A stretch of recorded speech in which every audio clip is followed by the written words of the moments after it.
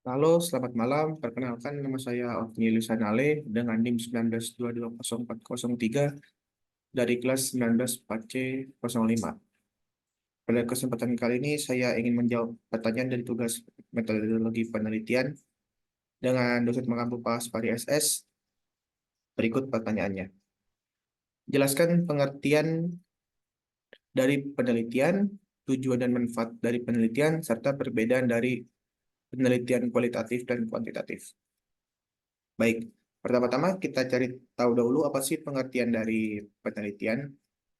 Ada beberapa sumber di sini yang saya cari. Pertama dari Kamus Besar Bahasa Indonesia atau KBBI, yaitu penelitian adalah pemeriksaan yang teliti atau bisa juga dibilang penyelidikan.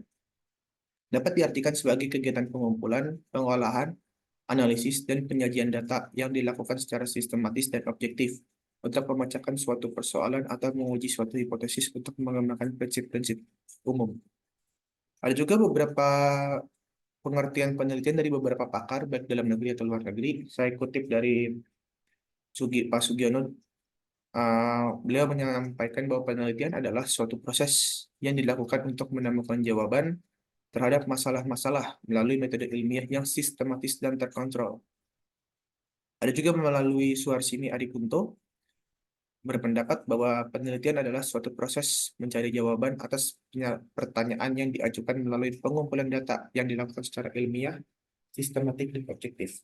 Yang ketiga ada dari pakar luar negeri yaitu Kerlinger FN berpendapat bahwa penelitian adalah usaha yang sistematis, terarah, dan kritis untuk menyelidiki suatu masalah yang dibantu oleh metode ilmiah yang dapat diandalkan dan disesuaikan dengan tujuan yang ingin dicapai.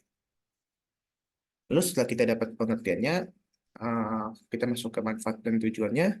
Yang pertama ada uji hipotesis dan teori. Penelitian dapat digunakan untuk menguji dan memvalidasi teori serta hipotesis yang memungkinkan peneliti menyempurnakan dan mengembangkan gagasan mereka.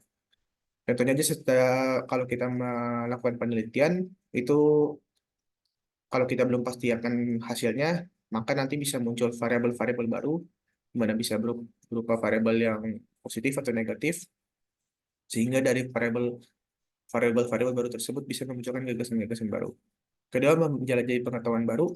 Melalui penelitian, kita dapat mengungkap informasi dan wawasan baru yang sebelumnya tidak ketahui. Jadi kayak ilmuwan-ilmuwan gitu untuk mengungkapkan suatu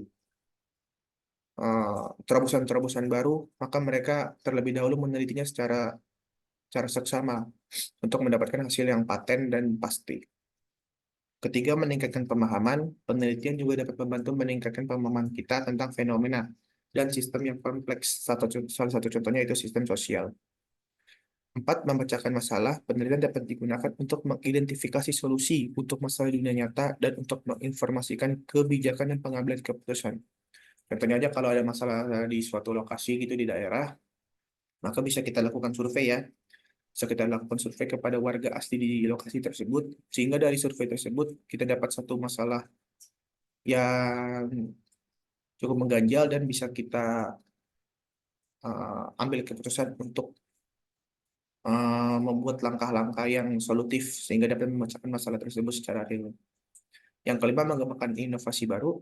Penelitian dapat pula mengarah pada pengembangan teknologi, produk, dan inovasi baru yang dapat meningkatkan kehidupan dan masyarakat kita. Seperti tadi, jika nanti yang pertama itu uji hipotesis atau teori. Nah, itu jika yang muncul adalah variabel-variabel yang bagus, yang positif, itu bisa membuahkan gagasan-gagasan baru yang bisa kita kembangkan dan menjadi hasil yang positif yang bisa berguna bagi kehidupan bermasyarakat kita. Yang keenam, berkontribusi pada pengembangan bidang akademik. Tak luput juga tujuan dari penelitian yaitu dapat membantu memajukan bidang akademik dengan memperluas pengetahuan dan pemahaman kita tentang topik dan bidang penyelidikan yang penting. Lalu kita lanjut ke selanjutnya, yaitu perbedaan antara penelitian kualitatif dan kuantitatif. Penelitian kualitatif adalah metode yang memungkinkan pengumpulan data non-numerik melalui metode terbuka seperti wawancara, studi kasus, dan FGD. Ini memungkinkan peneliti untuk mengumpulkan data tentang pengalaman pribadi, perasaan atau perilaku, serta alasan dibalik suatu perilaku tersebut. Oleh karena itu, penelitian kualitatif sering digunakan dalam bidang-bidang seperti ilmu sosial, psikologi, filsafat, dan bidang lain yang berguna untuk mengetahui hubungan antara yang telah terjadi dan alasan itu terjadi. Contohnya saja seperti kasus yang sedang ramai pada masa-masa kali ini ya, di mana sidang sengketa Pilpres 2024, di situ terlihat jelas bahwa gugatan dari 01 dan 03 itu merupakan gugatan yang kualitatif, di mana mereka mempermasalahkan bagaimana cara Jokowi atau cara Pak Presiden melalui tindakan-tindakannya yang sangat cawe-cawe pada politik pada Pilpres 2024 ini, di mana banyak menguntungkan paslon 02 yang kalau secara hukum itu sangat susah dibuktikan, sehingga pada saat ini terjadilah sengketa Pilpres 2024, di mana sebagai penggugat tim 1 dan 03 yang menggugat secara kualitatif. Lalu penelitian kuantitatif adalah metode yang mengumpulkan dan menganalisis data numerik. Nah, ini perbedaannya ya. Kalau yang kuantitatif ini melalui numerik, melalui analisis statistik. Jadi memungkinkan kita untuk mengukur variabel, mengungkap hubungan, dan membuat generalisasi pada populasi yang lebih besar.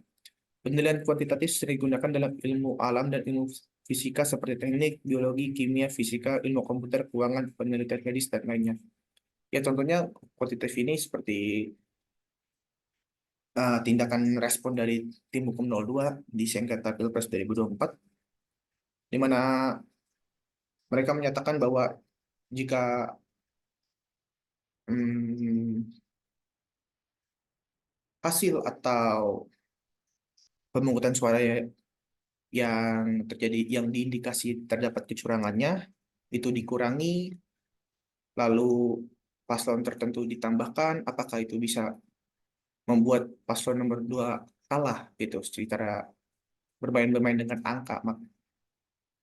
Maka itu sesuatu yang ilmu pasti gitu bisa dibilang, yang cukup plek ketiplek dengan hukum, yang dapat dibuktikan dengan data-data dan fakta-fakta.